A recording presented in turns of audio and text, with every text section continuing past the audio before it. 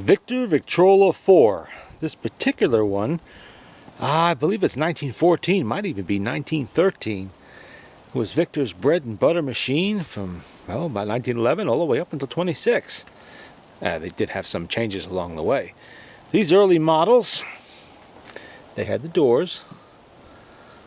This was the least expensive Victor machine you could buy in 1914.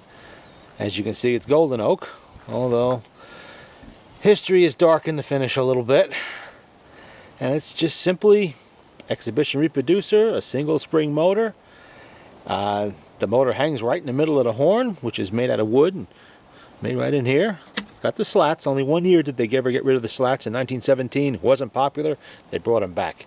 It was one of those let's save some wood for the war effort moves, and that just didn't work out. Let's play it and see how well it plays.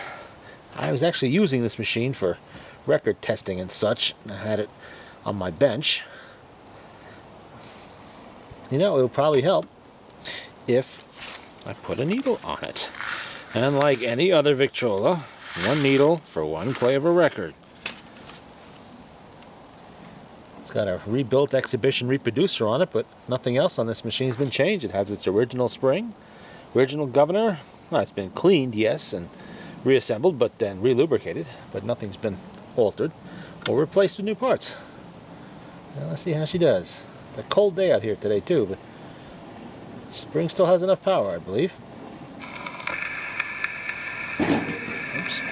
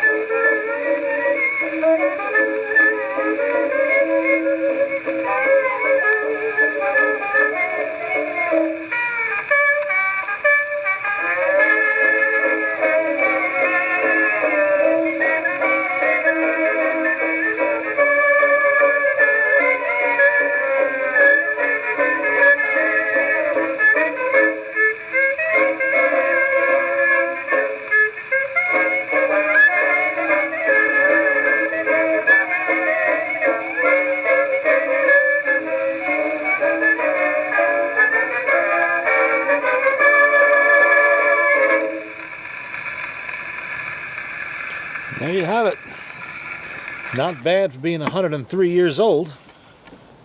But then Victor did build things to last for all time. Has the very simple volume control. All you do is close the doors. If you don't want to hear it so loud, close them. And of course, it sounds as good as it does because the reproducer has been fully rebuilt. New gaskets, new back gasket. When these exhibitions go bad, when the rubber gets bad, they develop air leaks all over the place. They don't seal properly in the back and the front anywhere, and they sound not very good. So the best thing you could do if you have one is simply have it rebuilt or learn how to do it yourself. They're a little more difficult than the number 2 is, but really not that much so. And that is the simple little tabletop model, Victor Victrola 4. There was a Model 6 also that was one size larger than this that had 2 springs. I have several of those. I'll put up a video of that eventually. Same machine, just larger, sized up. Give it an extra spring for a little bit more power. Other than that, a lot of the other parts are the same. Now, in 1921, this was the machine that Victor took and redesigned and made its Victor Victrola 50 portable out of. They used the motor that was in use at the time in the 4 was used in the 50, the reproducer, and they just redesigned it to have an enclosed box, a speaker in the rear, got rid of the whole arm on top, and gave a little metal speaker in the back. But otherwise, it was basically the same machine mechanically, and of course gave it a lid. Victor Victrola 4. Okay.